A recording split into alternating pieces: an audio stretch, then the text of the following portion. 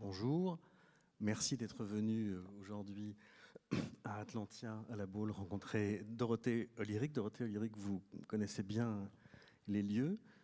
Je crois que vous avez commencé dans le journalisme à Presse Océan, à Nantes, et qu'assez rapidement, vous êtes venu à la Baule faire un stage d'été. Mémorable. Et que ce stage se tenait dans l'enceinte d'Atlantia. Est-ce que vous pouvez nous dire un mot de ce moment ? Bonjour à tout le monde, merci d'être venu. C'est vrai que je reviens un petit peu sur mes terres. Comme nantaise, j'ai passé beaucoup de vacances à la Baule depuis toute petite. Et après, quand j'ai commencé mon école de journalisme, j'ai eu effectivement un stage à Presse Océan à Nantes d'abord et ensuite à la locale de la Baule. Autant vous dire que pendant un mois, j'ai écrit une page par jour sur tout ce qui se passait. Et notamment, il y avait un festival de danse, je me souviens, qui se passait ici à Atlantia.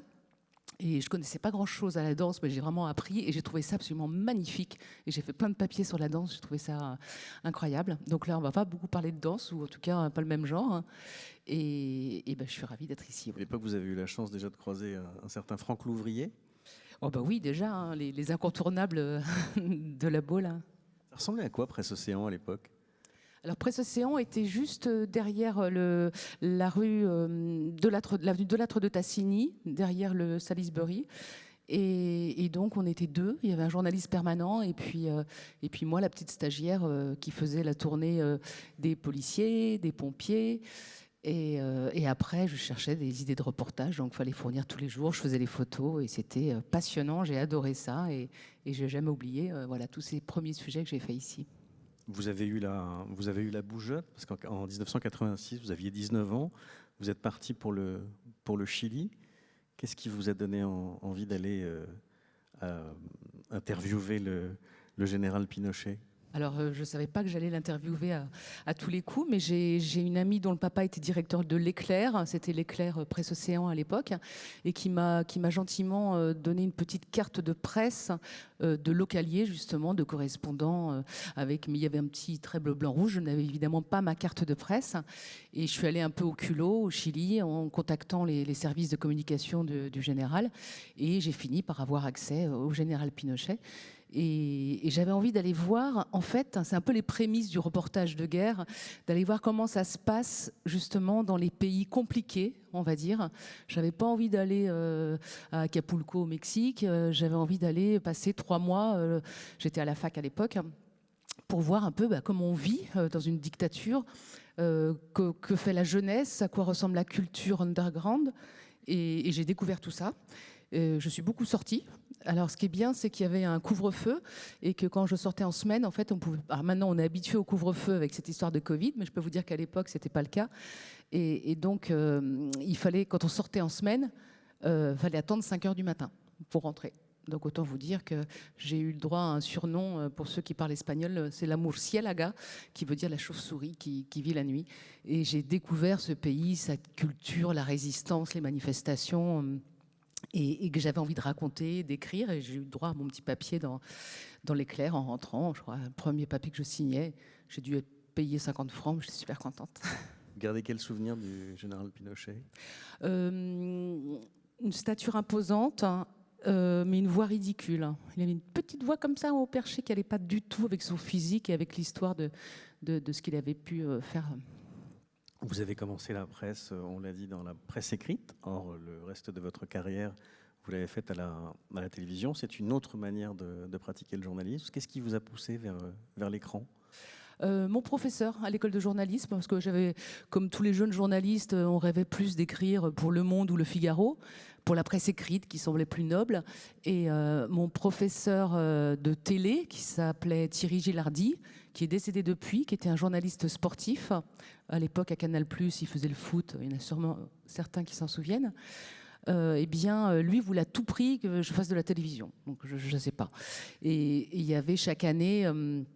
on avait un stage d'1 mois dans une grande rédaction et moi j'ai eu France 2 alors que je rêvais d'aller à la 5 époque Guillaume Durand parce que je trouvais que c'était une chaîne super jeune qui faisait plein de choses et que le service public, je trouvais ça un petit peu plus... je sais pas, ça me faisait moins rêver, donc j'étais un petit peu déçue, mais finalement les choses ont été bien faites parce que si j'étais à la 5, ma carrière à la télé serait arrêtée bien vite.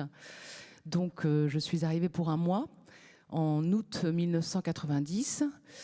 Et là, j'ai travaillé, j'ai proposé plein de sujets, j'ai fait plein de choses. On peut dire que vous êtes resté une chauve-souris, parce que vous avez travaillé, je crois, un télématin, Oui. ce qui impliquait des horaires difficile, oui. Les premières costauds. années, il faut faire des efforts. Donc, ça veut dire 8 mois à télématin, à se lever à 3 heures du mat, à bosser à partir de 5 heures du matin. Et ensuite, 8 mois au journal de la nuit, qui était de se coucher à 3 heures du matin. Donc, et au bout de 2 ans, je suis allée toquer à la porte de la direction pour demander à aller renforcer le service de politique étrangère.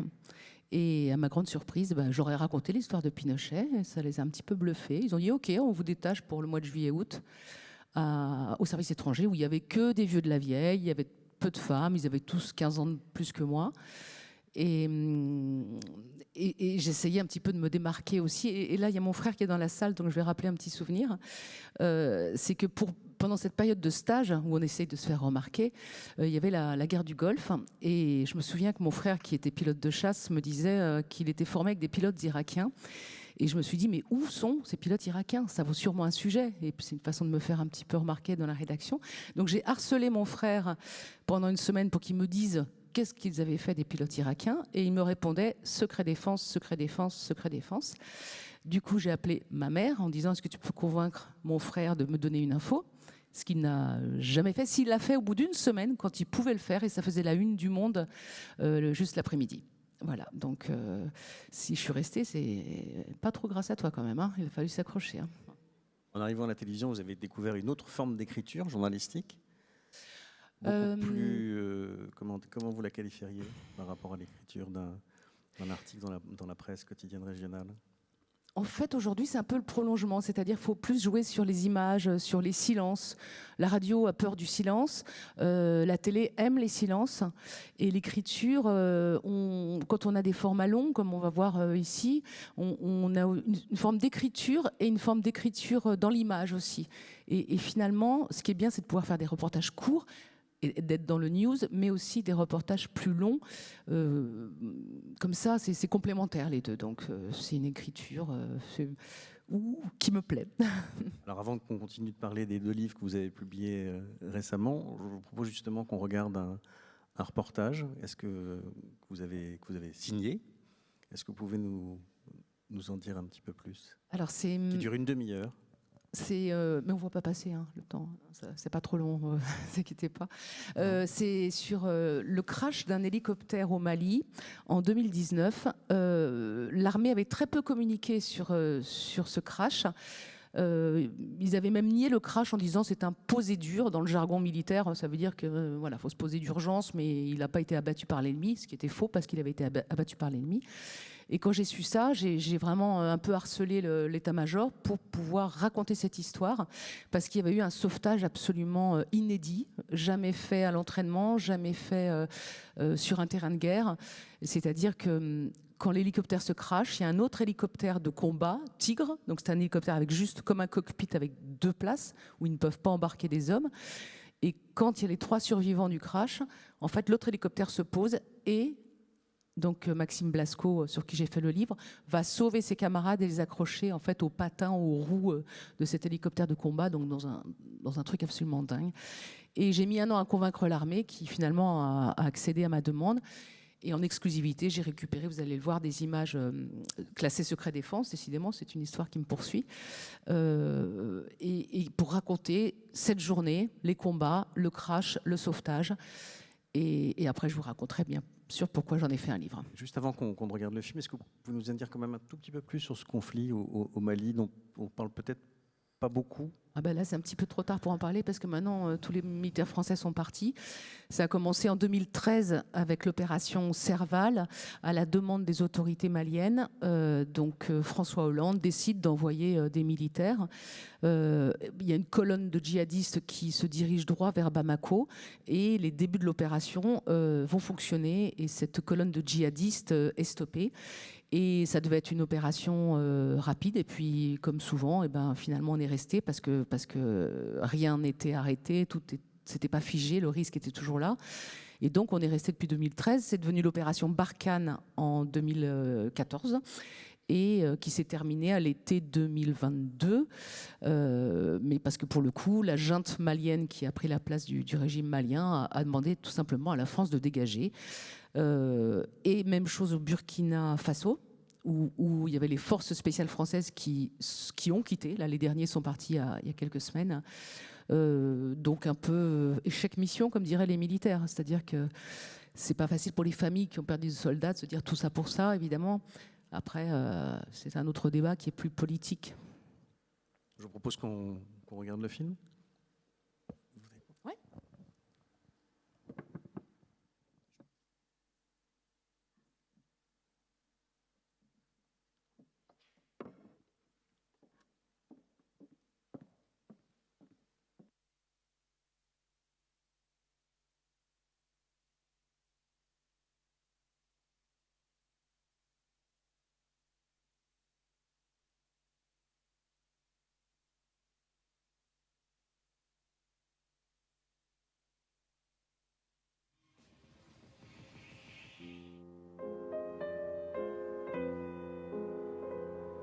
La nuit au Mali, il se murmure souvent des histoires de guerre.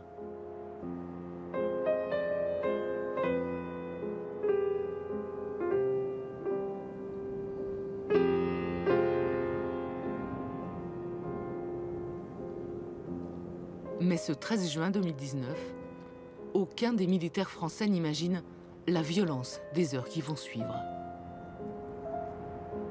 Je souhaite à personne de vivre ce qu'on a vécu. On n'aurait jamais pensé pouvoir vivre une journée comme celle-ci. Ok, il y a un gars qui vient de se barrer en direction du bois là. T'as les Spartans à vos midi pour 20 mètres. Ok, Diablo toujours contact caméra. Ouais, ferme. Ok, ça part. Feu. Affirme.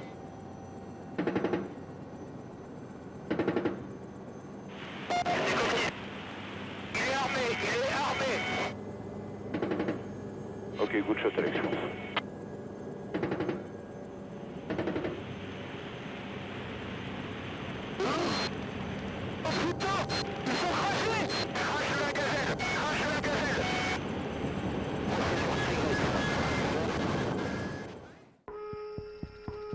Tout a commencé à Gao, sur la base des militaires français. Après une journée plutôt tranquille. À la nuit tombée, le colonel chef des opérations reçoit une information qui va tout faire basculer. Un pilote de drone détecte une moto, comme il y en a tant d'autres, mais il y a ce petit quelque chose qui lui fait dire que c'est pas normal. Donc il suit la moto pendant de longues heures et il est un peu plus de 20 heures quand il détecte un regroupement d'une dizaine de personnes. Ouais, pour Diablo 33, effectivement, moi j'ai un Pax qui est allongé au pied d'un tronc. Hein. Donc, que font ces 10 personnes dans des bois au milieu de nulle part, regroupées, pas de feu, donc ce qui a supposé qu'ils ne veulent pas être détectés. Il faut qu'on aille voir, c'est important de savoir qui ils sont, pourquoi ils sont là, et avant 22 heures, les premiers hélicos décollent.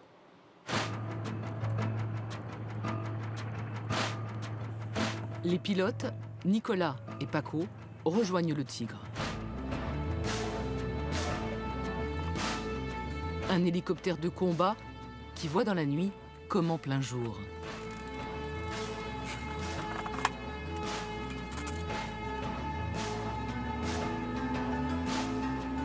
L'équipage est en alerte 24 heures sur 24.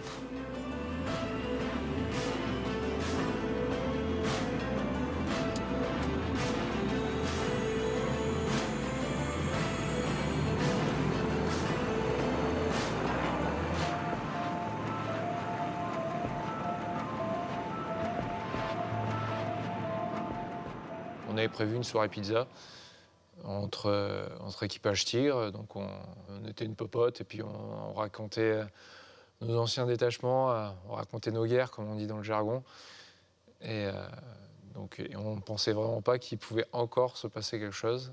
Et c'est à ce moment-là, au moment où on plie les cartons, que la radio sonne. D'un état d'esprit assez détendu, on passe sur une attitude déjà plus concentrée. Alors là, nous, on arrive sur zone. Et pour l'instant, les mecs, ils sont vraiment louches. Hein. Ça fait 15 minutes minimum qu'on tourne autour d'eux. Ils sont toujours allongés dans les bois, il n'y a pas de temps, il n'y a rien. Nous, on arrive à distinguer des formes humaines, des sources de chaleur, qui se détachent par rapport à la végétation. Oh, regarde, là, j'ai un autre truc là, tu vois, là. En backup. Ouais, je vois. Pour 20 mètres au nord de Bernis Parker, une tache thermique. Donc à ce moment-là, on ne peut pas déterminer si ce sont des personnels civils qui sont peut-être apeurés ou simplement des terroristes qui cherchent à se dissimuler. Des renforts partent immédiatement de Gao. 45 commandos montagne dans plusieurs hélicoptères. Des hommes habitués à être en première ligne. Ils y seront en moins d'1 heure.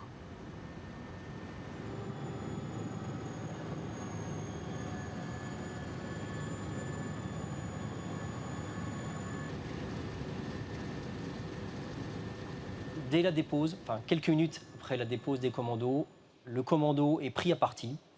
Maintenant, nous avons la preuve qu'en bas, ce sont des terroristes. Donc je donne l'ordre de mettre hors de combat, de neutraliser la menace. Après les premiers tirs, le chef des commandos décide de progresser très lentement. C'est lui, Patrice, qui est à la manœuvre.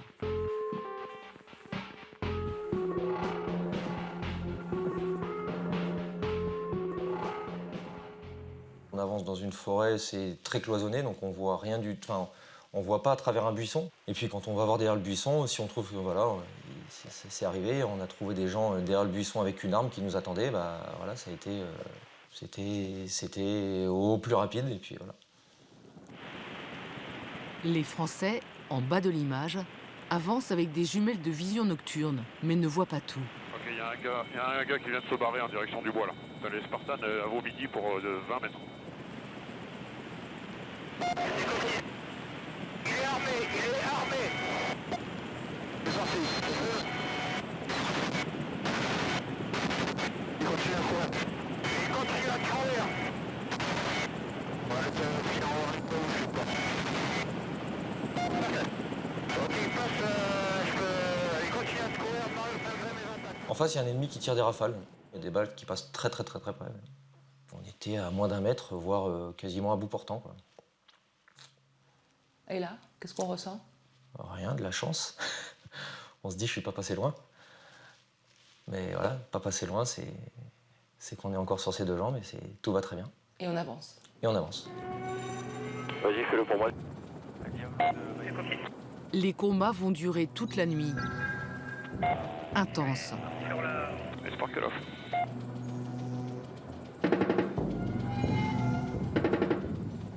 Pour moi, ce jour-là, c'était mon baptême du feu. Qu'est-ce qu'on ressent? On est dans une phase de combat. On n'a pas le temps de se dire qu'est-ce que je suis en train de faire. Voilà. On est dans la mission, on est dans le combat. On essaye de protéger au mieux nos camarades au sol et de faire du mieux que l'on peut. Et vous faites feu? Vous faites feu?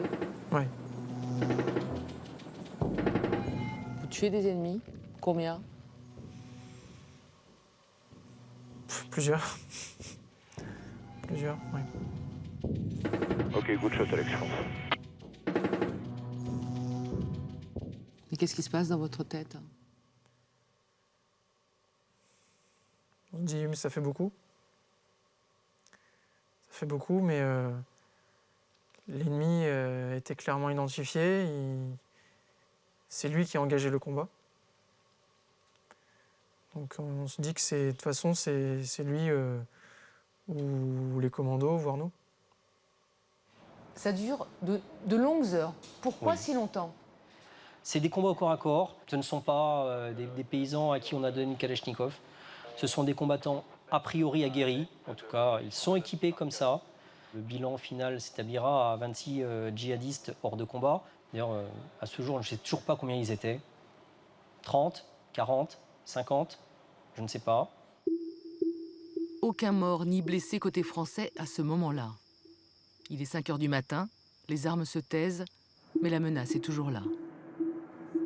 Sur une base arrière, l'équipage d'un hélicoptère Gazelle se prépare.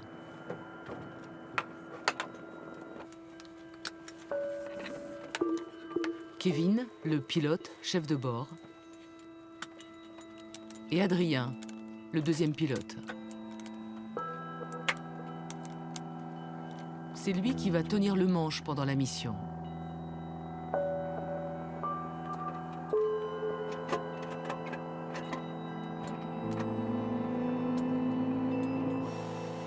Ils vont partir relever le Tigre au combat depuis plus de 7 heures.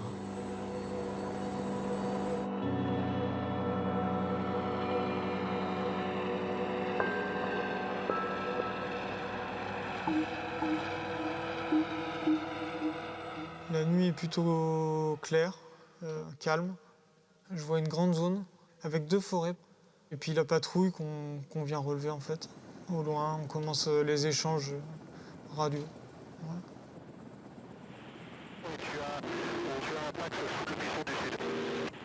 À peine arrivés, Kevin et Adrien doivent déjà engager le combat.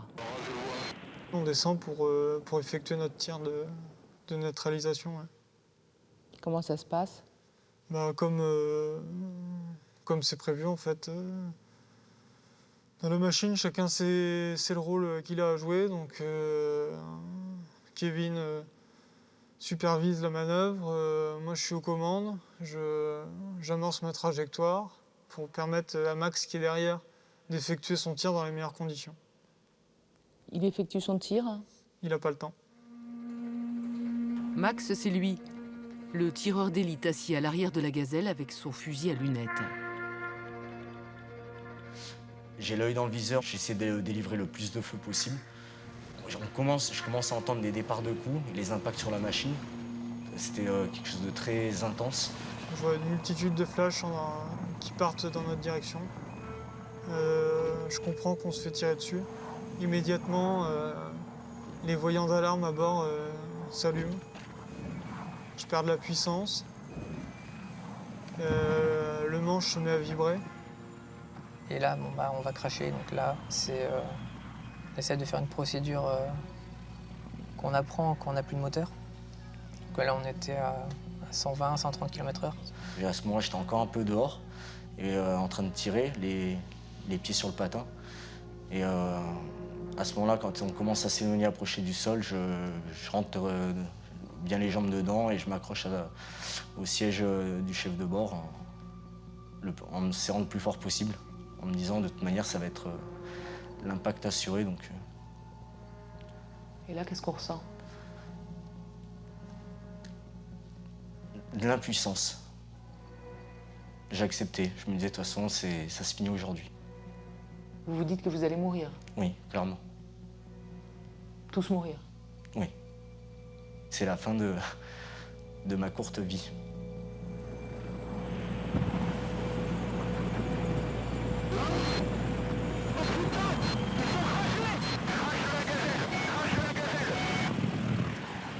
En champ de vision, j'ai la Gazelle et je vois une boule de feu.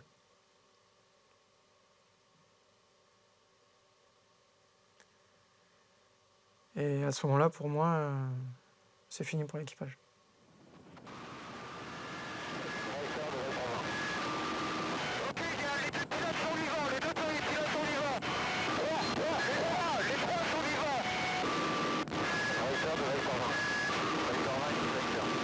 Paco, le chef de bord du Tigre, va faire un choix impensable. Un choix qui engage sa vie et celle du deuxième pilote. On est dans l'action, donc on n'a pas le temps d'avoir peur. En analysant rapidement la situation, on voit que c'est maintenant ou jamais. Donc on décide très rapidement d'aller les chercher. En votre âme et conscience, malgré les risques? On n'a pas le choix. Du moins, on voit des gens vivants, peut-être mal en point, qui ont besoin d'aide. Du moins, humainement, on n'a pas le choix.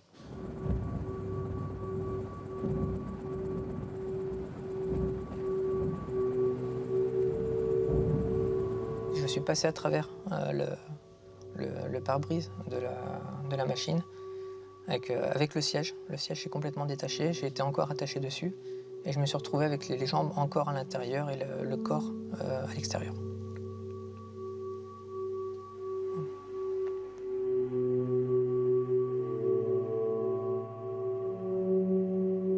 Moi, je suis attaché dans mon siège. Je vois les pieds de Kevin qui dépassent de la verrière. Donc tout de suite, je me dis non, pas ça, quoi.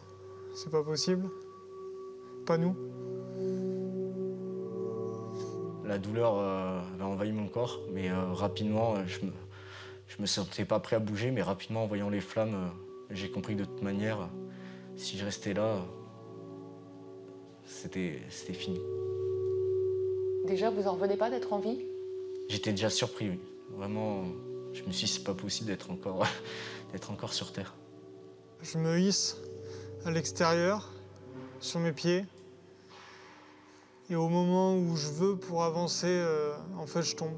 Je tombe et en fait, mes jambes, elles me portent plus, en fait. Vous avez conscience d'être grièvement blessé à ce moment-là?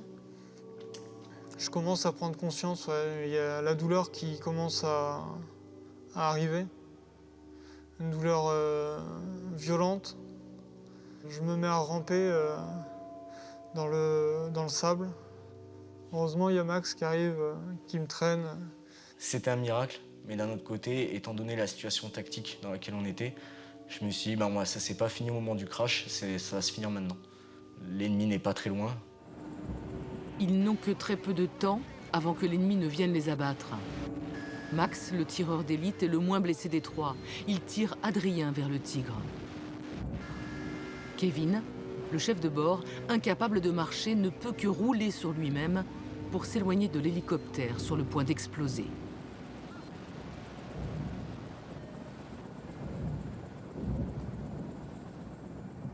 En premier lieu, j'ai pris Adrien parce que c'est celui qui était le plus mal en point. Je l'ai mis à l'abri derrière le Tigre en me disant s'il y a une éventuelle explosion pendant que je retourne chercher Kevin, au moins il y en a déjà un qui est à l'abri, on va dire. Et en rebasculant de l'autre côté du Tigre en direction de la Gazelle pour aller chercher Kevin, là j'ai vu, oui, en effet, qu'il avait fait des roulés-boulés sur lui-même. Il fallait que je trouve le moyen de me rapprocher du Tigre, qui était à une centaine de mètres. Et je ne pouvais pas ramper, mes jambes ne répondaient toujours pas. Donc la seule façon pour moi de me rapprocher, c'était de rouler. Donc avec les bras, j'ai fait bras de levier, enfin, j'ai mis tout mon poids pour m'aider à commencer à rouler. Et là, j'ai senti que que le dos était des douleurs atroces. Et malgré tout, en fait, j'ai profité de l'élan donné par la première impulsion pour me dire, faut pas que je m'arrête. Et du coup, c'est parti. Et on continue, et on continue, et on continue. Je pense que j'ai quand même bien crié. Et c'est là où Max a fini de me récupérer pour me mettre sur le Tigre. On peut pas décoller? Si, on va décoller. C'est monté ou quoi? Oui! Yeah!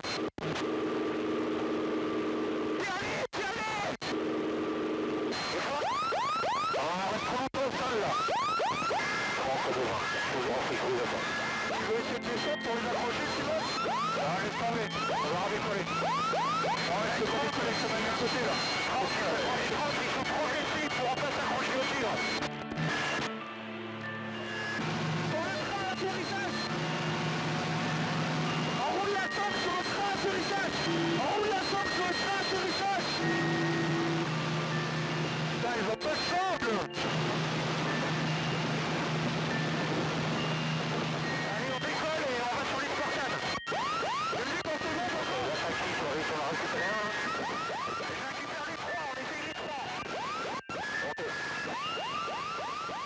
La scène a duré moins de 6 minutes.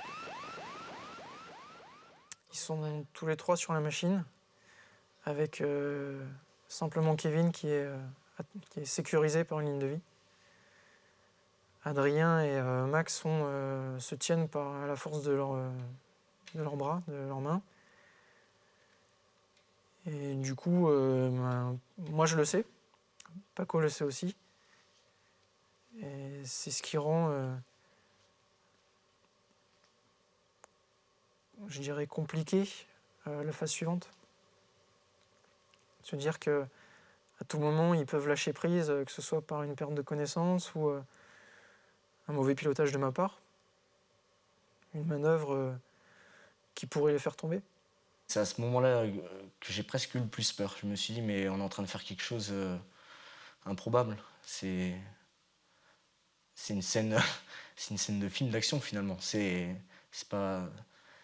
Et j'avais vraiment la peur de décoller en étant simplement assis et en me tenant à une poignée. Je me suis dit, on est quand même sur un hélico, en plein air comme ça. Et là, je me suis dit, on n'est pas encore sorti d'affaire. Il va falloir quand même faire le trajet. Cette procédure, elle n'a jamais été effectuée en entraînement et jamais effectuée au combat.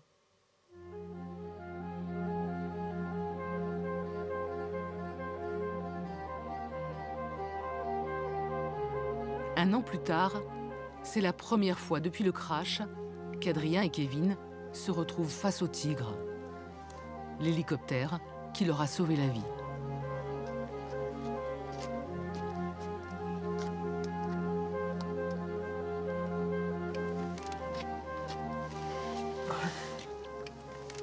Ah, je crois que j'étais comme ça.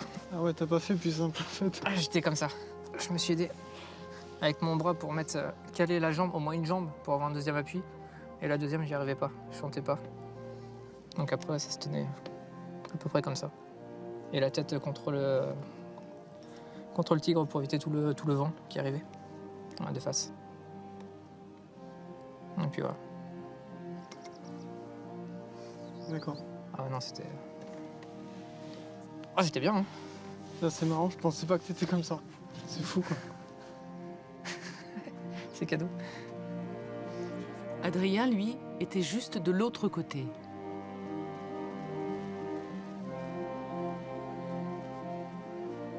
Alors, moi, j'étais sur ce patin. Je me souviens, c'est Max qui m'a aidé à m'installer. Donc, je pense que... Alors, c'est un peu flou, mais je me souviens que la position finale, j'étais comme ceci. J'avais mis mon pied dans le... calé contre le pneu. Je vois le chef de bord à travers la vitre, là. C'est assez intense. Je pense que, de toute façon, il y a le bruit de la machine, on peut pas se parler, c'est juste les visages qui parlent. Je sais pas ce qu'il veut me dire, je pense qu'il me dit tiens le coup. Voilà. La première pensée, c'est pour mon fils. Ouais, ouais. Je le fais pour lui, je le fais pour mon épouse. Même accroché sur ce train, les minutes qui paraissent interminables, je sais que je tiens, c'est pour eux. Je pense que ça a été les 5 minutes les plus longues de ma vie.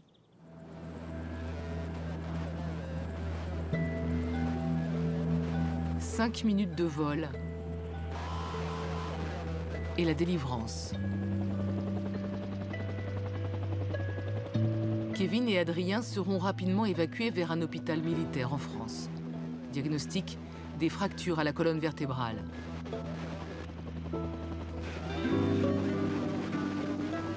Paco et Nicolas repartent au combat à bord de leur Tigre.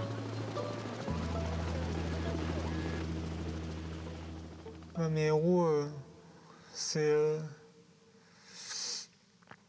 l'équipage qui est venu nous récupérer. C'est un acte de bravoure extrême. Max, il est revenu pour me chercher.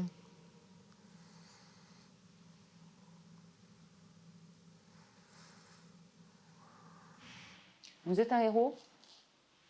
Non, on peut pas qualifier une action comme ça. Je ne vois pas vraiment de héros, en fait. J'ai eu des personnes courageuses, Après, je trouve le terme héros un peu fort. C'est un ressenti de chacun, ça, mais en tout cas, c'était une action vraiment une action collective. Max repart avec sa pudeur. Pour lui, la vie a repris son cours. Il est aujourd'hui en exercice à Chambéry, toujours tireur d'élite.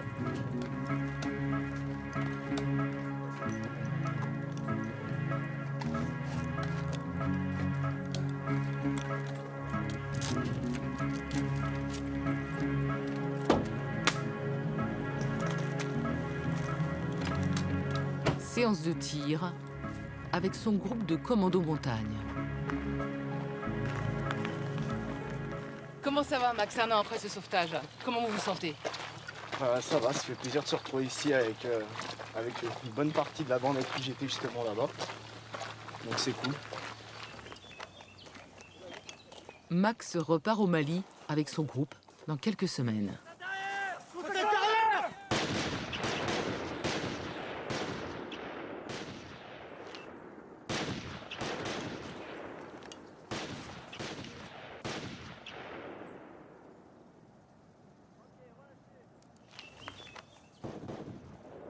Je m'étais toujours juré que le jour où il m'arrivait un accident en mission, j'arrêterais mon travail.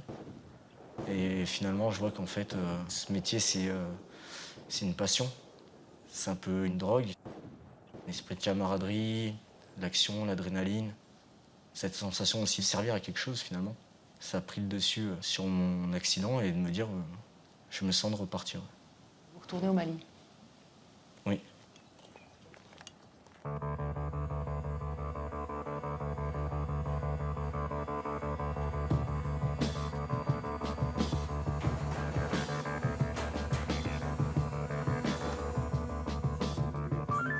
Aujourd'hui, les rescapés du crash ont soigné leurs blessures. La convalescence a duré plusieurs mois. Adrien et Kevin portent toujours l'uniforme et ont retrouvé leur régiment d'hélicoptères de combat à Étain dans la Meuse.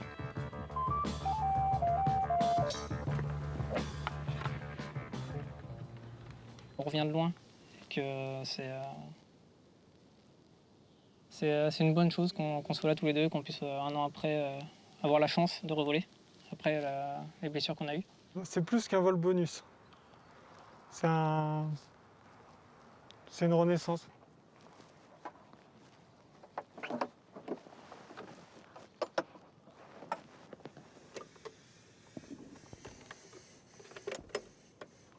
Vous aviez peur de plus jamais voler? Oui. Et qu'est-ce que ça représentait pour vous?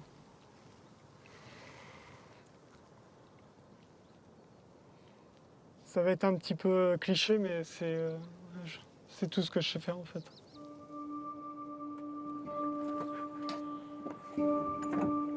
Un an après, jour pour jour, le pilote et son chef de bord vont revoler ensemble pour la toute première fois depuis cette nuit d'enfer.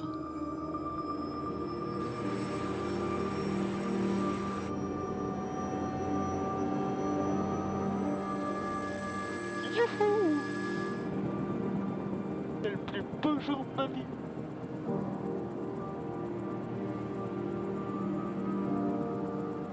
Bon, ça va, t'as pas peur? Je pense. Putain, qu'est-ce que ça fait du bien. Bon anniversaire. Bon anniversaire, vieux.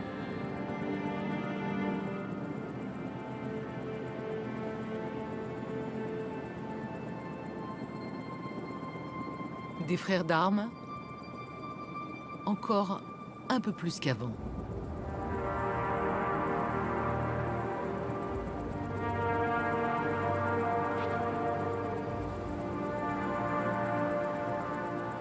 Pour aucun de nous deux, c'était gagné de pouvoir reprendre les vols. Et quand je vole avec lui, je suis bien. Je suis heureux, quoi. Il n'y a pas de mots, en fait. Je suis dans mon élément, en fait, tout simplement. Il y a un petit battement en cœur qui se fait un peu plus. Et j'ai pas envie qu'il s'arrête à chaque fois. J'ai envie de poursuivre, de redécoller. Et puis on prolonge un peu jusqu'à ce qu'on ait plus de kéro.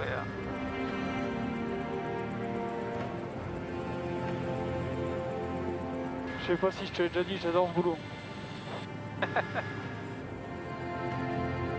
Un boulot qu'ils ont envie de refaire un jour au-dessus du désert malien.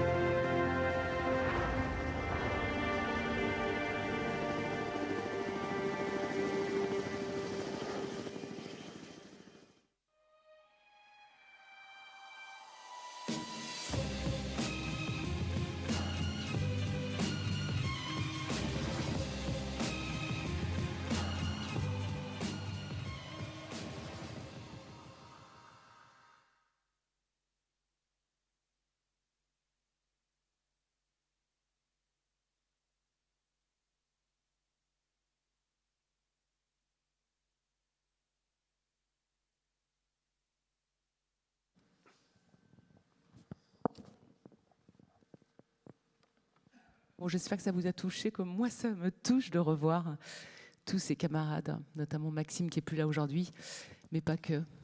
Et je précise de très très belles images aussi de Vincent Fischmann et un montage.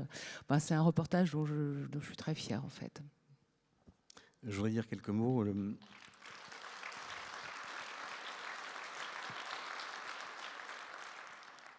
Max, qu'on voit dans le reportage, il a été engagé en août. Il s'est engagé dans l'armée en août 2012. Il avait 25 ans comme tireur d'élite. Depuis le reportage, il est mort au combat le 24 septembre 2001 au Mali. Il est tombé pour la France. Il avait 34 ans. Est-ce qu'on peut dire que c'était un humble? Ah oui, ça se voit. Hein. Il disait arrête de dire que je suis un héros. Il a été difficile à convaincre pour se faire ce reportage, pour parler, parce qu'il n'aime pas se mettre en avant. Puis on le sent bien dans ses réponses, dans ce sauvetage. Mais oui, c'est l'humilité totale, le courage aussi. Il est allé 9 fois au Mali. Il n'y en a pas beaucoup qui sont allés aussi souvent que lui. Et là, il repartait. C'est pas lors de cette mission qu'il est mort, c'est la mission suivante, quelques mois plus tard. Et dans une opération, en fait, comme vous le savez, il y a beaucoup de militaires français qui meurent en sautant sur des IED, sur des mines. Et j'ai envie de dire, lui, il est mort les armes à la main, l'œil dans le viseur, ça sentait la poudre, comme disent ses camarades. Et c'est là où, en fait, c'était déjà un héros de son vivant. C'est aussi un héros jusque dans sa mort, puisqu'il a combattu dans une nouvelle opération antiterroriste et il était face à face. Il est allé débusquer le terroriste qui essayait d'abattre plusieurs militaires. Et bon, c'est lui qui a pris la première balle, mais ensuite, ils ont neutralisé le djihadisme trop tard. Vous venez de lui consacrer un livre qui s'appelle « Vie et mort d'un soldat d'élite », Maxime Blesco. Est-ce que c'est un tombeau? En même temps, c'est un livre extrêmement vivant, puisque c'est un livre qui lui rend hommage en parlant de lui, en parlant de ce qu'il a fait, en rencontrant les gens. Vous êtes allé rencontrer sa famille, vous êtes allé rencontrer sa compagne. J'ai envie de dire c'est un hommage et je veux qu'il soit plein de vie, effectivement. Et puis je suis contente si, grâce à ce livre déjà et ce documentaire, en fait, il reste quelque chose pour une fois d'un soldat tombé, mort pour la France, parce qu'en général, on voit juste leurs photos à la télé, sur les réseaux sociaux, sur fond de drapeau bleu, blanc, rouge, et puis on ne sait rien de leur histoire, rien de tout ce sang versé au Mali. Et moi, j'ai voulu tout savoir. Alors moi, j'avais sympathisé avec lui, j'avais gardé le contact, je l'avais revu. Et du coup, après, j'ai découvert sa famille. Et très rapidement, après, quelques jours après la mort de Max et avant l'hommage aux Invalides, ses parents ont accepté de me parler parce qu'ils avaient vu ce reportage, parce qu'ils savaient qu'on avait sympathisé. Du coup, ils ont dit oui, je les vois toujours encore aujourd'hui. Et à travers les témoignages de ses frères d'armes, qui étaient là le jour de sa mort. Alors, je peux vous dire, quand vous faites parler un militaire, ils sont plutôt taiseux, mais quand ils parlent et quand ils ont votre confiance, c'est très émouvant parce que bien entendu, il y a eu encore des larmes. Et puis, il me dit, je vais pleurer. Mais j'ai dit, oui, moi aussi, je vais pleurer, on va tous pleurer. Et c'était le cas. Donc, ses frères d'armes, ses commandos montagne, tous ses chefs, donc sa famille, ses sœurs, ses frères d'armes. Donc voilà, c'est tout ce qu'il y a dans ce livre. Donc, c'est très... c'est vraiment on s'en rend compte quand on voit le film et vous le décrivez physiquement dans le livre. Il fait 1m65, il est extrêmement musclé, il est tatoué. C'est un... Très beaux yeux, il est très beau garçon. Il ressemble à sa petite sœur qui a 10 ans de moins, qui est aussi jolie que lui. Quand vous l'avez vu pour la première fois au moment du reportage, il était... Ah, je me suis dit, ça va pas être facile, hein, parce que genre les 2 pieds sur les freins, je dis, oh là là, ça fait partie de ces militaires qui n'aiment pas les journalistes et qui est vraiment... donc je me dis, il va pas être facile à apprivoiser. Hein, donc ça prend toujours un petit peu de temps pour briser la glace. Et puis on est parti, on a discuté tous les deux, je lui ai pas mis la caméra direct sous le nez, on a pris du temps pour se connaître, pour parler, on s'est raconté un peu aussi nos histoires de guerre. Donc il s'est dit, bon, ça va, apparemment elle connaît le terrain, elle a déjà été sous le feu. Et puis elle sait de quoi elle parle. Hein. Et puis j'avais cette forme de respect, de connaissance du monde militaire. Et tout ça, ça a joué. Puis il y a un moment de ce regard un peu dur. D'un coup, ça s'est mis à pétiller, mais littéralement. Et c'est un garçon plein de charisme. Hein. Et très drôle. Avant d'entrer dans l'armée, il était pâtissier. Oui. Pâtissier à Vars, et avec un rêve qui était de devenir tireur d'élite, rentrer dans les forces spéciales. Et c'est sa compagne Alexandra qui l'a poussé un jour en disant, allez, arrête de te plaindre de faire des gâteaux, puis tu pousses la porte d'un CIRFA, tu te renseignes et puis tu t'engages. Et il l'a fait, il s'est donné, il allait vraiment jusqu'au bout pour se donner toutes les chances de réussir, et c'est ce qu'il a fait jusqu'à donner sa vie, effectivement. Militaire, pour lui, c'était une passion. Ah, c'est la passion de beaucoup de militaires. Hein. Quand on est surtout à ce niveau-là, oui. de tireurs d'élite, de commando montagne, on est dans. C'est pas les forces spéciales. Hein. Mais comme je le dis là, je dis vie et mort d'un soldat d'élite. C'est pas un soldat des forces spéciales, mais comme le dit un de ses camarades, un soldat d'élite, il l'est pas par son action, il l'est par sa façon d'être sur le terrain. Et il était effectivement un soldat d'élite. Oui, c'est clair. C'est quelqu'un qui se battait pour une cause et pour des principes. Max. Oui, tout particulièrement. Je ne suis pas sûre que tous les militaires aient chevillé au corps cette envie de servir, défendre la France, lutter contre le terrorisme. Peut-être pas tous, mais lui, c'était vraiment défendre les siens et défendre son pays. Il y a quelque chose d'assez tragique parce que l'hélicoptère Gazelle dans lequel il est, on peut le voir dans le reportage en juin 2009, est touché par un tir de Kalachnikov. Et c'est une balle de Kalachnikov de calibre 7,65 qui va recevoir au niveau de la gorge, juste en dessous de au-dessus de son gilet pare-balles. Ouais, et il en a tiré de son chargeur, il en restait une que ses camarades ont gardée, mais il en a quand même tiré, quoi. Voilà. Enfin, c'était une belle rencontre et je suis vraiment contente d'avoir fait ce livre pour lui, avant toute chose, pour sa famille, pour ses frères d'armes. Vous parliez de la discussion que vous avez pu avoir avec lui, de votre rapport à la guerre. Il a commencé comment, ce rapport à la guerre, pour vous? C'est quelque chose qui vous fascinait? C'est quelque chose qui vous attirait? C'est pas anodin. Bonne question, je la pose plus souvent aux autres qu'à moi. C'est l'envie d'être là où ça se passe. Donc, mais effectivement, peut-être plus la guerre qu'autre chose. C'est l'envie d'y être, de raconter, c'est pas. On peut avoir une image de tête brûlée. On n'a pas envie de se prendre une balle, hein, je vous confirme. Hein. Mais on a envie d'aller couvrir ces guerres malgré les risques. Pas pour le risque, mais malgré les risques. Parce que c'est des moments très, très, très forts dans un pays en guerre. On le voit déjà. Nous aussi, on vit ces moments de fraternité, de courage, où tous les sentiments sont exacerbés, où il y a plus d'amitié, plus d'amour, plus de solidarité, plus d'entraide, plus de cohésion. Donc il y a des sentiments. On vit des choses très, très fortes. Et c'est pour ces choses-là que j'aime, non pas la guerre, mais que j'aime couvrir des pays en guerre. Et puis les points communs qu'on a entre les militaires et nous, bon, moi j'ai pas d'armes, hein, moi je donne pas la mort, Dieu merci, mais c'est la passion. On le voit quand je lui demande, mais pourquoi tu retournes au Mali? Cette question, on me l'a posée plusieurs fois, hein, mes proches me l'ont posée en disant, mais maintenant il sera peut-être temps de se calmer, pourquoi tu y retournes encore? Genre, tu as peut-être déjà usé ton capital chance, mais tu y retournes à un moment, il faudrait pas te dire, bah non, c'est ce que je sais faire, c'est là où j'aime être. C'est une évidence pour Maxime, comme pour moi, en fait. Il y a quelque chose de très touchant dans le reportage qu'on vient de voir. Un des pilotes, quand vous lui demandez ça, dit qu'il ne sait rien faire d'autre. Oui. C'est bon qu'à ça, comme disait Samuel Beckett, mais c'est...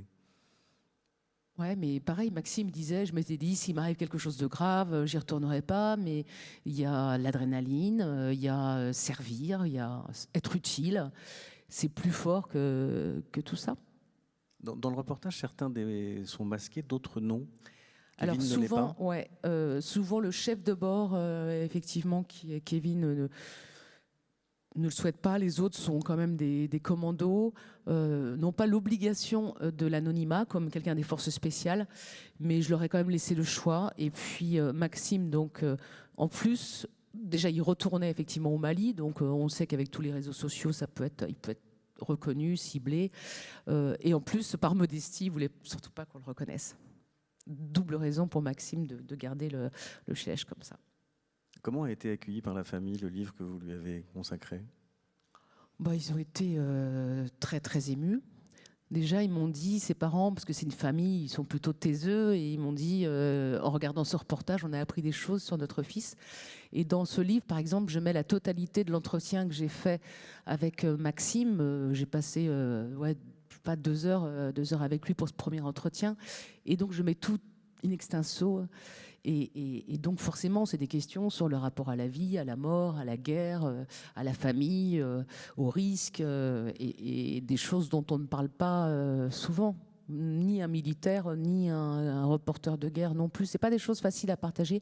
Ce qui est vécu sur le terrain dans des conditions aussi difficiles, parce que c'est quelque chose de particulier qui est pas facile à partager, je pense. Sa compagne, la mère de son fils, a engagé une procédure afin d'être mariée avec lui. C'est fait. Voilà, je voulais vous demander où ça en était, parce que c'était dans le livre. Et elle dit qu'elle ne souhaite pas refaire sa vie. Ça, l'avenir le dira. Mais l'important, même ce mariage posthume, est important pour les veuves, effectivement, de soldats tombés. Hein. Et voilà, dans l'autre livre, il y a également eu un mariage posthume. Tout à fait, oui, c'est pour ça que vous avez publié depuis un autre livre pour continuer cette autre manière de pratiquer votre métier, le journalisme. La guerre au féminin, elles combattent pour la France. Là, vous êtes allé vous pencher sur quelque chose qu'on connaît peut-être, qu'on peut être encore moins, puisque on a cette image très masculine, effectivement, de l'armée. Sauf que des femmes, il y en a aussi en première ligne de combat, en appui ou en soutien. Vous dites à un moment, quand la guerre, vous vous posez cette question, quand la guerre va-t-elle se conjuguer au masculin et au féminin à égalité? Bon, c'est pas pour demain. Vous pensez que c'est important que... Non, c'est de tendre vers quelque chose, parce qu'il y a des places pour les femmes. Il y en a de plus en plus. Elles sont formidables là où elles sont. Au poste. Voilà, il faut tendre vers plus d'égalité. Le dernier bastion qui était celui des sous-marins, où c'était vraiment le dernier bastion masculin, non, il y a la Légion étrangère aussi, où ils ne sont pas très... pas de femmes légionnaires encore. Mais effectivement, il y a des officiers femmes qui ont embarqué au bord de sous-marins en 2017. Et ça se féminise petit à petit. On est le 4e pays le plus féminisé au monde. Après Israël, la Hongrie et les États-Unis. 33% de femmes dans l'armée israélienne. C'est pas très étonnant. C'est pas étonnant. La Hongrie, 20%. Les États-Unis, 18%. Et la France, 16,5%. Donc 4e pays quand même. Et avec des différences. Hein. L'armée de terre, c'est 11% de femmes. Oui, on a l'impression que dans l'armée, les femmes sont plus dans l'air que... Oui, après c'est la marine, 15%, l'armée de l'air, 23%, et le service de santé des armées, avec les médecins, les infirmières, 60%. Vous dites que cette féminisation a vraiment commencé il y a 25 ans? Avant, c'était 7%, et puis ça a commencé, oui, il y a 25 ans. En 2010, ça a un peu stagné. Et puis, il y a la ministre des Armées, Florence Parly, qui a lancé un plan mixité en 2019 en faisant en sorte qu'il y ait plus de femmes qui aient envie de s'engager et surtout de rester et d'évoluer. Voilà, c'était le but de ce plan mixité. Et là, elle a gagné, grappillé quelques points encore. Et voilà, moi j'ai voulu montrer des parcours de femmes très différentes, pas que des officiers, hein, des premières classes, aviatrices, et dans des spécialités très différentes. On avait sélectionné, si je puis me permettre, 10. Comment est-ce que vous avez procédé à ce choix? Alors déjà, il y en a que j'ai rencontrés sur le terrain, une petite moitié, et c'était une évidence de parler d'elles pour les avoir vues en Centrafrique, en Irak, au Mali aussi. Au Mali, vous Vous en avez rencontré ? Au Mali, j'en ai rencontré. Alors, il y en a une qui est dans un autre documentaire que je n'ai pas mise dans le livre, mais ça m'a un peu inspirée parce elle a une histoire assez étonnante c'était une jeune femme qui faisait des ménages, qui n'a pas fait d'études et qui rêvait de rentrer dans l'armée, qui adorait les films de guerre et qui s'est engagée juste avant la limite d'âge. Et j'ai fait un documentaire pour le 13-15, notamment sur elle, qui s'appelle Ma guerre au Mali, loin de vous. Et je me suis retrouvée en opération au Mali pendant 15 jours avec elle. Et une chouette nana et une super combattante, vraiment, qui a peur de rien et qui était toujours là en train de me dire « T'inquiète pas, s'il se passe quelque chose, je te protège », qui était vraiment formidable. Et donc je me suis dit, on les met pas assez en avant. On les met en avant à travers l'histoire, peut-être à travers les grands noms des femmes militaires à travers les années. Mais là, aujourd'hui, ces combattantes, qui sont-elles ? Donc, je suis allée les rencontrer, je suis allée les revoir. Pareil, c'est des heures d'entretien. Et puis, Max, elles sont discrètes, elles sont humbles. Ouais. Ah, faut aller les chercher, hein, pour que sinon, non, tout va bien, c'est normal, j'ai fait mon job. Mais quand on va un peu plus loin, effectivement, elles se racontent beaucoup. Et ce que je tiens à dire, c'est que je suis pas porte-parole de l'armée. Alors, je suis beaucoup les militaires, mais français, mais pas que. Hein. Je suis aussi en Ukraine ou ailleurs avec les militaires. Et que je suis pas porte-parole. Et dans ces témoignages, il y a beaucoup de sincérité, parce qu'au bout d'un moment, pareil, on brise la glace, elles sont en confiance et elles se livrent beaucoup. Et donc, il y a beaucoup de leurs faiblesses, les difficultés pour une femme d'aller dans les pays en guerre avec le conjoint, la famille, laisser les enfants. Il faut dire qu'elles partent 4 mois, 5 mois, 6 mois, souvent avec des enfants jeunes. Donc, c'est pas évident. Il y en a une, Célia, qui est en couverture, qui travaille dans le renseignement. Ouais, dans le renseignement, qui part justement au Mali à 3 reprises. Et elle revient à un moment, sa fille doit avoir 3-4 ans. Et elle se retrouve... à jouer avec elle. Ouais, à jouer avec elle, à empiler des cubes. Oui. Et là, tout d'un coup, elle revient après 4 mois de Mali, d'aventure de dingue. Et elle se met à pleurer parce qu'elle se dit, mais qu'est-ce que je fous là ? Elle trouve plus de sens à cette vie, avec sa petite fille, à empiler des cubes. Et voilà. Donc ça, c'est aussi... Elle vous dit qu'elle est presque plus à l'aise dans son travail que dans sa vie privée. Et elle dit à un moment, dans le chapitre que vous lui consacrez, qu'elle est devenue plus dure, plus intransigeante au fil des missions. Bah, ça casse un peu aussi la guerre, hein. C'est dur. Il faut être équilibré, et il faut être solide.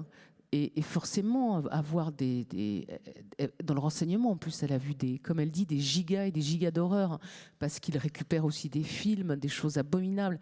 Donc, elle voit des choses très dures, elle vit des choses dures, elle vit avec la peur aussi de ne pas rentrer, et la peur de la torture, la peur du viol, qui la tétanise particulièrement, Célia. Et voilà, donc tout ça fait que quand elle revient, bon, je vous rassure, elle a réussi à recréer le lien, à retrouver sa place de mère, mais c'est un sas un peu difficile, et que connaissent pratiquement toutes les femmes qui se sont confiées, je pense, des difficultés au retour. Celle qui fait peut-être qui est dans la discipline la plus, je veux dire, dingue, c'est Élodie. Élodie est démineuse. Et il n'y en a pas beaucoup, je crois qu'il n'y en a que 4 dans l'armée de terre, quelques-unes dans les autres armes, mais elles sont très peu. Ouais. Elle a découvert qu'elle avait envie d'être militaire en classe de 5e, ce qui est quand même extrêmement jeune. Et devenir démineur, vous le racontez, c'est vraiment un long chemin. Elle vous explique que quand on lui en parle dans la vie, on va dire, réelle, elle n'ose pas le dire. Elle ne raconte pas ce qu'elle fait. Ouais, puis parfois, elle rentre d'une mission, et puis elle va en boîte de nuit avec ses copines, et elle fait 1m51, elle est minuscule, et il y a un mec qui vient la voir, il n'a pas compris, elle revenait de 4 mois en Afghanistan, et il s'est fait allonger par terre avec quelques coups de poing d'Élodie dans la boîte de nuit. Petite forme aussi quand même de stress post-traumatique, hein, parce qu'elle avait 23 ans, elle a vu mourir 10 militaires français pendant sa mission. Donc c'est tous ces moments-là qu'elles vont me raconter, effectivement. C'est la mort des camarades qui, bien souvent, ils n'ont pas peur pour leur propre mort. Mais effectivement, on leur apprend le sacrifice ultime, on leur apprend à mourir, mais on leur apprend pas à gérer la mort d'un camarade, vraiment. Et ça, c'est des moments très difficiles que je raconte à travers quelques personnes, parce qu'il faut organiser le départ. Il faut communiquer avec les familles, il faut voir et accompagner. Et le moment, il faut savoir, le plus émouvant pour tous ces militaires qui perdent un frère d'armes, c'est la haie d'honneur, une fois ils se mettent devant l'avion et le cercueil est embarqué pour être rapatrié en France. Et c'est là où ils pleurent tous. Il y a quelqu'un qui a un parcours extrêmement dur dans votre livre, c'est Justine, qui est nageuse timonier. Navigateur timonier. Navigateur timonier. Elle a vraiment eu une enfance terrible avec un père épouvantable, ce qui peut expliquer qu'elle ait fait ce choix de s'engager dans la marine à 16 ans. Donc il faut savoir que la marine, il y a une école en Bretagne qui s'appelle l'école des Mousses à Brest et qui forme effectivement chaque année 180 élèves, souvent avec des parcours un peu cabossés, en échec scolaire et avec une formation vraiment très bienveillante, encadre et redonne un peu la fierté d'être voilà, soit avec ses capacités d'avancer. Et Justine, la marine lui a littéralement sauvé la vie. Il y a aussi le personnage de Léa, qui est, enfin le personnage, vous avez vu comme c'est étrange de faire ce lapsus parce que ce sont des femmes bien réelles, qui est auxiliaire sanitaire. Elle a vécu un drame avec la disparition de son compagnon, Alain. Elle a fini par décider de quitter l'armée. Alors, déjà, je précise, auxiliaire sanitaire, c'est vraiment spécifique à l'armée. C'est un peu comme infirmière, mais normalement, c'est en dessous. Ils n'ont pas les capacités. Mais sur le terrain, finalement, ils font beaucoup plus de gestes qu'un infirmier ferait dans le civil. Ils font même des gestes souvent que font des médecins dans le civil. Et donc, elle s'est engagée dans l'armée de l'air, très jeune. Au début, elle voulait l'armée de terre, mais elle a eu des moments assez désagréables avec des vieux de la vieille qui ont été très sexistes. Donc on parle aussi de harcèlement, de sexisme. Tout n'est pas rose, même si la situation s'améliore, il y a encore des soucis. Et donc elle s'engage, elle part en Guyane et elle rencontre un garçon qui est dans les forces spéciales. Elle a un coup de foudre qu'elle me raconte, c'est trop mignon. Et donc il s'appelle Alain Bertoncello. Il est décédé il y a 3 ans dans une opération de récupération d'otages. Je ne sais pas si vous vous souvenez, c'était un couple qui était parti au Burkina Faso et qui a été enlevé. Et ils interviennent pour sauver les otages. Et dans ce sauvetage, 2 commandos trouvent la mort, Cédric de Pierrepont et Alain Bertoncello, 2 commandos marines. Et Léa, donc, qui a fait un mariage à titre posthume, donc il s'appelle Léa Bertoncello aujourd'hui, va perdre effectivement l'amour de sa vie, qui a été oubliée un peu, voilà. Mais bon, pas par elle, évidemment. Et elle raconte avec pudeur, mais de façon très précise, sans épargner aucun détail, la mort de son homme, de son commando et l'après. Et justement, c'était trop dur. L'armée, je ne pouvais plus la quitter. Elle a repris des études d'infirmière. Elle est toute jeune, hein, elle a 29 ans et elle va refaire sa vie loin de l'armée, je pense.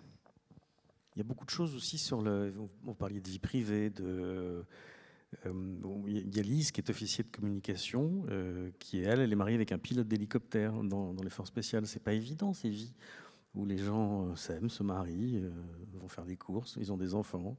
Oui, alors le papa n'est pas toujours là pour l'accouchement. Hein. Dans le cas de Lise, c'était raté. Hein, le premier enfant, il était au Mali, elle a accouché avec... Visiblement tout fait pour qu'il puisse être là. Mais... il est quand même revenu vite, mais il est quand même arrivé trop tard. Et oui, c'est des choix. Ils disent de la première année de mariage, je crois qu'ils étaient pendant 10 mois séparés. Chacun partait en mission. Maintenant, ils se débrouillent pour aussi ne pas partir en même temps ensemble, parce qu'il y a eu un deuxième enfant. Et ils sont tous les 2 dans les forces spéciales. Et c'est des vies un petit peu hors des sentiers battus, c'est le moins qu'on puisse dire, et passionnantes et passionnées aussi. Hein. Elle a passé, moi je l'ai vue en Irak, Lise, parce qu'elle est officier communication, mais comme elle est dans les forces spéciales, évidemment, c'est pas les plus bavards. Donc autant vous dire qu'elle a un deuxième boulot parce que officier communication, une fois de temps en temps, ils font un truc pour le 14 juillet, c'est tout. Et sinon, elle était analyste, elle était en opération à plusieurs reprises en Irak, en Syrie, pendant des mois aux premières loges. Reporter comme vous l'êtes aussi, c'est pas une vie très, très simple. Vous êtes... Alors moi, je pars pas, je serais incapable de partir 5 mois, 6 mois. Parce que là, quand Célia, celle qui est en couverture, qui bosse dans le renseignement, c'est sûr qu'elle trouve plus sa place de mère, mais elle part, sa fille a un an, et elle revient plus tard, donc elle rate beaucoup de choses. Moi, je suis partie même quand les enfants étaient petits, mais pas aussi longtemps. Nous, le maximum, là, j'étais en Ukraine au début de la guerre, je suis partie 5 semaines. Et ça, c'est beaucoup. Normalement, c'est 15 jours, 3 semaines, l'émission. Puis on est là pendant 1 mois, puis on repart, puis on a une mission d'1 semaine. Enfin, c'est un petit peu... voilà. Mais il y a des points communs, ouais, c'est sûr. Vous auriez pu entrer dans l'armée ? Non, parce que non, je suis trop rebelle pour ça. C'est trop carré, ouais. Non, faut tout le temps obéir. Max, c'était un rebelle pourtant. Oui, c'est vrai, mais voilà, non, c'est trop rigide pour moi, même si j'ai beaucoup d'admiration pour tous ces combattants que je connais et que je vois de près. Vous citez Antoine de Saint-Exupéry, pilote de guerre.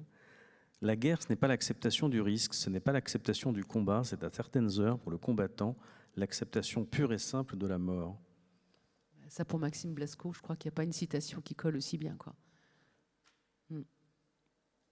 On n'est pas militaire si on n'envisage pas cette question de la mort. Tous l'envisagent, hein. Tous l'envisagent, tous signent quelque chose. Quand j'étais au Mali, une fois, j'étais surprise parce que je ne sais plus quel officier, mais il parlait à ces hommes et il disait: est-ce que tout le monde ici, est-ce que vous avez tous bien fait votre testament? Et c'était des jeunes gars et il disait: c'est maintenant, pour ceux qui ne l'ont pas fait, c'est maintenant, on a quelques jours d'acclimatation en arrivant à Gao, donc les gars, il faut faire maintenant et prévoir tout. Donc c'est quand même des gens qui à 25 ans font leur testament, donc bien sûr qu'ils ont conscience du risque, de la mort, mais c'était un petit peu... Une carrière militaire, si elle se passe bien, elle se termine relativement jeune. Alors là, c'est plutôt en Ukraine que ça se termine plus jeune, avec les centaines de milliers de morts probables côté ukrainien et côté russe. J'entendais certaines études qui disaient quand on est à Bakhmout, l'espérance de vie est de quelques heures, de 4-5 heures. Et puis quand on est soldat russe de Wagner ou autre, l'espérance de vie est de 60 jours. Alors je ne sais pas exactement sur quoi se fonde cette étude, mais oui, là, c'est encore autre chose, effectivement, d'être engagé dans une guerre comme celle qui a lieu en Ukraine. Oui. La guerre en Ukraine, vous la suivez? Vous l'aviez vue arriver ou pas? Alors, pas du tout. Pas du tout, hein, mais je crois que même au niveau des renseignements français, ils n'avaient pas vu grand-chose. Hein. Il y avait juste les Américains qui n'arrêtaient pas de dire l'invasion va commencer dans 48 heures, dans 96 heures. Et nous, on rigolait à Kiev, on se disait mais vous ne voulez pas nous donner l'heure non plus, comme ça on sera prêt. Et on se dit, ces Américains disent vraiment n'importe quoi. Mais comme quoi, non, on ne l'a pas vu arriver. Et eux, oui. Et au bout de 3-4 jours comme ça, on m'appelle en disant, ça y est, l'invasion a commencé. Les chars sont rentrés dans le pays depuis la Biélorussie, depuis d'autres endroits. Et on était étonnés. Et les Ukrainiens n'y croyaient pas et peut-être ne voulaient pas y croire et vivaient, ne faisaient pas de réserve, vivaient pleinement, sans panique. D'ailleurs, ils n'ont pas paniqué. Ils disent, OK, bon, c'est la guerre. Ben, vous savez quoi, on va faire des cocktails Molotov, on va se battre, on va se faire des checkpoints. Et d'une ville légère, insouciante et belle, ça a basculé dans une ville fantôme, avec hérissée de barbelés, de barrages, d'hommes en armes, de treillis, avec un exode de 5 millions de personnes assez rapidement dans les premiers jours. Après, beaucoup de monde aux abris, dans le métro. Beaucoup de gens ont passé des semaines au départ dans le métro. Et nous, journalistes, on est restés. Il y en a qui sont partis. Mais moi, je suis restée. Je me dis, c'est le début d'une histoire. C'est le début sûrement d'une grande histoire. Qu'est-ce qui va se passer? On n'en sait rien. Et on pensait, enfin là, on s'est planté encore, hein, que les chars seraient place Maïdan dans les 3 jours. Quand la colonne de chars se dirigeait, une colonne de 10 km de chars se dirigeait droit vers Kiev. Voilà, moi je me dis, si on est là dans 3-4 jours, vous voyez, ils ne sont toujours pas à Kiev 1 an après. Donc comme quoi, bien difficile de dire ce qui se passera par la suite. Vous allez y retourner? Oui, je dois y retourner. Là, ils voulaient que j'y retourne cette relève, mais je pense fin mars, début avril. Qu'est-ce que vous appelez cette relève? Pardon. Depuis le début, c'est un terme un peu militaire aussi. Hein. C'est qu'on est 4-5 à couvrir l'Ukraine, donc 4 camarades, 4 filles d'ailleurs, et un garçon. Donc il y a Maryse Burgot, Agnès Varamian, Stéphanie Pérez, moi et Marc de Chalvron principalement, parce que tout le monde n'a pas envie d'aller couvrir ce terrain-là. Donc la guerre au féminin, c'est drôle, c'est le hasard, hein, ça sort un petit peu en même temps, mais ouais. Nous aussi, c'est un peu la guerre au féminin à France Télévisions. Vous avez un projet de livre autour de ce conflit? Non. Non. Vous travaillez déjà à un nouveau livre? Peut-être mes guerres à moi. 30 ans de guerre, 30 ans de couverture de guerre. Il y a un jour, je finirai peut-être par raconter toutes les histoires, il y en a pas mal. Vous pourriez arrêter, changer de secteur? Vous voulez quoi, que j'aille au service des sports, au service culture? Je sais pas, moi, vous avez contre le service culture? Non, mais rien. Non, mais non. C'est toute une vie de... Non, je ne serais pas assez compétente. C'est dans ce sens-là. Encore moins au service économie ou politique intérieure. Je laisse ma place. Donc, vous enlevez, vous éliminez. Il reste quoi? Il reste ce que je fais. Donc, je continue. Est-ce que parmi vous, quelqu'un a une question à poser, ou plusieurs, à Dorothée Oliéric? Je suis désolé, je ne vous vois pas. Donc si vous... Ah, merci. Ils sont partis?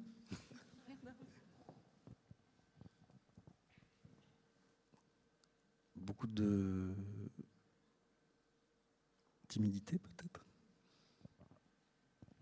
Ils sont endormis, peut-être. Non, regardez ça. Même ma mère, elle n'a même pas une question pour moi ou mon frère, là? Ah bah, pour dire, mais maman, elle va me dire, pourquoi tu repars en Ukraine? Je t'avais dit de ne pas y retourner.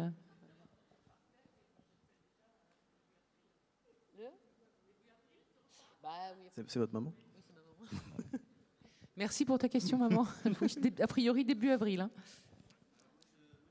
Ça, c'est mon frère. Hein. Oh là, faut faire gaffe, là.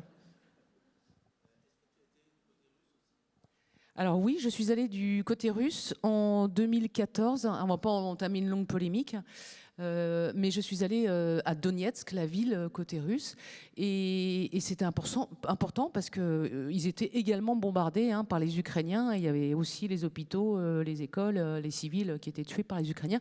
Quand je dis ça aujourd'hui à ma fixeuse, qui est mon interprète ukrainienne, elle ne me croit pas. Elle me dit, mais c'est pas possible. Nous, on ne tue pas des enfants. Et j'ai dit, bah si, j'étais de l'autre côté. J'ai passé 3-4 semaines. Je te promets que les horreurs, c'est des deux côtés. Donc, c'est tellement épidermique que... Alors aujourd'hui, ça a changé. Il y a eu une invasion, une attaque. C'est pas la même chose exactement. Mais en tout cas, je crois et je dis qu'il faut couvrir des deux côtés. J'ai un confrère, Régis Le Sommier, qui se fait un peu critiquer justement parce qu'il passe pour un pro-russe. Alors il était aussi côté ukrainien, il est côté pro-russe. Et il faut, nous, journalistes, on se doit de montrer ce qui se passe des deux côtés, même si au fond de chacun de nous, il y a des évidences. Mais en tout cas, notre boulot est de montrer les deux camps. Et ça, je suis vraiment pour faire ça. Vous disiez tout à l'heure que parfois les journalistes sont mal vus, ce qui est vrai. C'est le cas aussi là-bas? Non, enfin en tout cas côté ukrainien, là où j'ai passé 2 mois cette année, non, ils sont contents qu'on soit là parce qu'ils sont contents qu'on prenne des risques pour parler de leur guerre. Hein. C'est pas notre guerre, quoique on ne sait jamais si ça déborde plus loin. Mais donc non, pour l'instant, on est très bien reçus. Mais il y a des moments dans les pays, comme je me souviens à Sarajevo, on commence à y aller, on est accueillis comme des héros par la population, et puis les années passent et il ne se passe rien, ils continuent à se prendre des obus sans arrêt, il y a des morts et rien ne se passe, et du coup au bout d'un moment il y en a ras-le-bol des journalistes. Donc il y a un moment où voilà, on nous aime et un moment où on nous aime moins, mais on continue à faire notre boulot pareil. Il y a une grande tradition du reportage de guerre, est-ce qu'il y a des modèles pour vous? Alors oui, il y a une histoire que j'adore, c'est une photoreporter, Catherine Leroy, qui est une jeune Française qui est partie à l'âge de 22 ans avec $200 en poche au Vietnam encore une petite nana qui devait faire 1,55 m et elle est partie avec un Leica, un peu d'argent, et elle a couvert la guerre du Vietnam pendant des années. Elle a fait des photos absolument magnifiques. Cherchez Catherine Leroy, pour ceux qui ne la connaissent pas, des photos emblématiques de la guerre au Vietnam, et c'est la seule reporter de guerre, photoreporter, à avoir sauté en opération avec une brigade aéroportée américaine. Moi, je dis respect. Elle faisait du parachutisme, elle avait déjà 80 sauts à son actif, mais elle a sauté avec eux sur une opération, quoi. Alors que nous, on peut être amené à sauter. Moi, j'ai eu de la chance de faire ça avec les forces spéciales, mais pour le 14 juillet, hein, donc il n'y avait pas la guerre en dessous. Hein. En tant que lectrice, vous n'êtes pas forcément portée sur des livres autour de guerre, autour de quelque chose que vous vivez au quotidien? Non, je peux être amenée à, je sais pas, l'art de la guerre, oui. De temps en temps, il y a des lectures comme ça, où il y a des classiques d'Albert Londres, des choses comme ça. C'est à Kapuscinski qui a écrit sur justement sur l'ancien empire soviétique, qui a écrit sur le Shah d'Iran, qui est un grand... Ah oui. Qui a écrit sur l'Afrique, Eben, un livre extraordinaire. Il m'en reste plein à lire. Vous avez le temps d'avoir une vie normale quand vous êtes en reportage ou pas? Alors non, là l'Ukraine, franchement, ça n'arrête jamais. C'est très très très dense, on dort 3-4 heures par nuit. Et déjà, il y a des bombardements tout le temps, il y a des missiles tout le temps, donc c'est pas facile de dormir. Et puis on travaille là pour France 2, France 3, France Info, et puis il y a France 24 qui appelle, il y a TV5 qui va en direct, il y a un reportage à caser, il y a des heures de traduction à faire. C'est très très très dense, ouais. Donc pas beaucoup de temps de... Si, la dernière fois j'ai eu une matinée pour me reposer, j'étais toute contente, j'étais dans le Donbass, dans mon petit hôtel tout pourri. Et puis j'ai enfin, tiens, je range un peu ma petite chambre, qui n'est pas terrible, hein. C'est un hôtel où il n'y a même pas d'abri, hein, pour vous dire, à 30 km de Bakhmout. Et là, coup de téléphone de mon chef qui me dit, vite, est-ce que vous pouvez partir? Il y a eu des missiles à Kramatorsk, qui était à 10 minutes d'où on était, et il y aurait 600 militaires ukrainiens tués. Ouf. Alors là, pour la journée de repos, c'est-à-dire si c'est avéré, enfin, ça change beaucoup de choses. Donc on fonce là-bas, on trouve effectivement 2 énormes cratères à l'endroit indiqué par les Russes, étonnamment, et sauf que 0 mort. Donc c'était un peu... Mais de l'intox, il y en a des deux côtés aussi. Hein. C'était... voilà, ils ont fait croire qu'ils avaient tué 600 militaires dans une caserne de fortune, enfin qui était une école où ils s'étaient installés. Et en fait, on a cherché, il n'y a eu aucune ambulance, les bâtiments étaient vides, il n'y avait pas de sang, il n'y avait pas de... Donc intox. Voilà, c'était ma journée de repos. Vous arrivez d'avoir peur? Oh ben oui, là, oui. Mais pas une peur qui paralyse. Là, c'est vrai que j'étais dans les tranchées. Alors, c'est drôle de se retrouver dans les tranchées parce que vraiment, on a l'image de 14-18, des livres d'histoire. On se dit, mais c'est dingue, qu'est-ce que je fous dans une tranchée? Si de ma vie, on m'avait dit que je serais là avec mon casque lourd, mon pare-balles et dans la tranchée. Et on faisait une interview. Et le militaire ukrainien nous disait, oui, quand les obus tombent, c'était tranquille au départ, quand les obus tombent, en général, il y a 2 secondes avant que ça tombe.